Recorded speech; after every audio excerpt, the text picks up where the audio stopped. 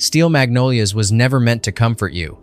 That's the myth people cling to decades later. Beneath the southern charm, the beauty shop, chatter, and the laughter that feels familiar, this film is about emotional survival. Not survival from villains or disasters, but from loss so intimate it changes how you breathe. What makes Steel Magnolias dangerous is how gently it invites you in. It lets you laugh. It lets you relax. Then, without warning, it takes something precious away and refuses to soften the blow. At the center of that quiet ambush is one character, Shelby, whose warmth is designed to make you believe in the future before the story dismantles it. Her presence feels less like acting and more like memory, which is no accident. Because the woman who brought Shelby to life was not just perfectly cast, she was chosen through grief itself. And once you understand how that casting happened, you'll never watch the film the same way again. Number 1. Julia Roberts and the casting that came from grief. Julia Roberts did not win the role of Shelby through strategy, hype, or studio politics. She was chosen through recognition, something far more unsettling. When she walked into the audition room, writer Robert Harling did not see a rising star. He saw his sister. Shelby was not imagined from scratch. She was written from memory, from a young woman already lost. Roberts carried a warmth that felt lived in, not performed. It was the kind of presence that makes people feel safer without knowing why. That's why other strong candidates quietly vanished. The role required someone who could radiate joy without effort, because the story depended on the audience falling in love before the fall. Roberts didn't play Shelby as fragile or tragic. She played her as inevitable, alive in a way that makes loss unbearable. That single casting decision shifted the entire emotional gravity of the film and quietly marked the moment Hollywood stopped seeing Roberts as potential and started seeing her as dangerous. Number 2. Daryl Hannah and the Art of Erasing Stardom. Daryl Hannah approached Steel Magnolias knowing she had to disappear to be believed. Annelle was not glamorous, confident, or commanding everything Hannah was known for at the time, so she buried herself. She stripped away beauty, certainty, and control, showing up to audition almost unrecognizable. Director Herbert Ross later admitted he was stunned by how thoroughly she dismantled her own image. While Hannah fought to vanish, Julia Roberts faced the opposite pressure, relentless scrutiny. Ross pushed her harder than anyone else, questioning takes, tightening notes, testing her endurance. The cast noticed and closed ranks around her. What viewers feel as warmth and protection on screen was forged under real pressure. Hannah's quiet vulnerability and Roberts' raw exposure balanced each other, creating a fragile ecosystem where neither performance could survive alone. The salon didn't just hold characters, it held actresses under stress, learning how to protect one another in real time. Number 3. Sally Field and the scene that breaks the film open. Sally Field joined Steel Magnolias with one moment in mind: the funeral. She understood what that scene required and what it would cost. Mel Lynn's breakdown is not elegant grief. It is rage, terror, disbelief, and maternal love colliding in public. Field refused to soften it. There is no dignity in that moment, only survival. What makes the scene unforgettable is not just the performance, but the response around it. The other women do not retreat. They close in. They absorb the blast. That dynamic mirrors Field's own experience during filming. She became a quiet anchor for Julia Roberts, shielding her when pressure mounted. Later, Field confessed she was exhausted by roles that demanded endless nobility. She wanted sharpness, humor, danger. Writer Robert Harling remembered that confession. It directly led to Soap Dish, a role that let Field weaponize wit instead of enduring grief. Steel Magnolias cracked her open and then handed her a way out.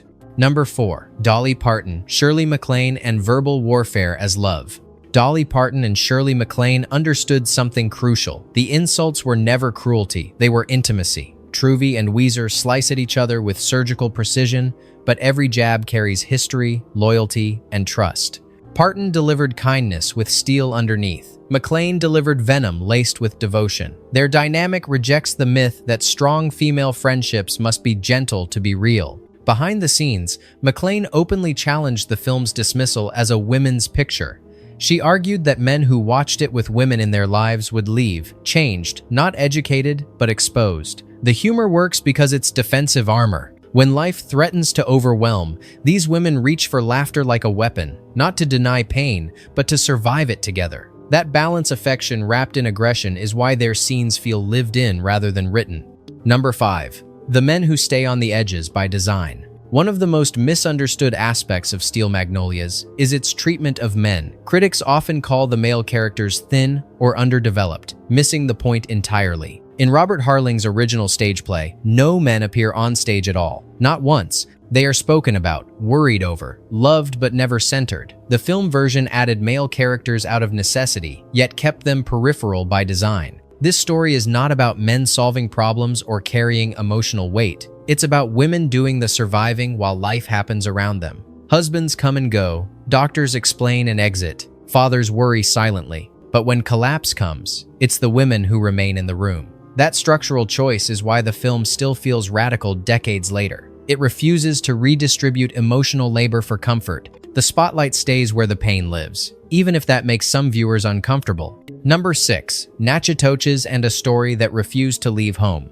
Natchitoches is not a backdrop in Steel Magnolias, it is a witness. Harling insisted the film be shot there because the story belonged to that soil. The houses look lived in because they were. The streets feel familiar because they carried real memories. Malin's home, filmed at the Cook-Taylor house, wasn't a set dressed to look authentic, it was someone's actual residence. That authenticity changed how audiences received the film. Viewers didn't just recognize the town, they trusted it. Over time, Natchitoches became inseparable from Steel Magnolias, drawing visitors who wanted to stand where the story stood. Most films leave behind quotes and scenes. This one left behind a geography, a place you can walk through, a porch you can stand on. Proof that grief, when told honestly, can root itself so deeply it reshapes a town's identity. Number 7. Legacy, remakes, and why the story still hurts. Steel Magnolias was never meant to multiply, yet the industry kept trying. A failed television pilot in 1990 disappeared almost instantly, proving the story resisted serialization. In 2012, a Lifetime remake with an all-black cast found massive ratings success, confirming the core premise still worked across generations.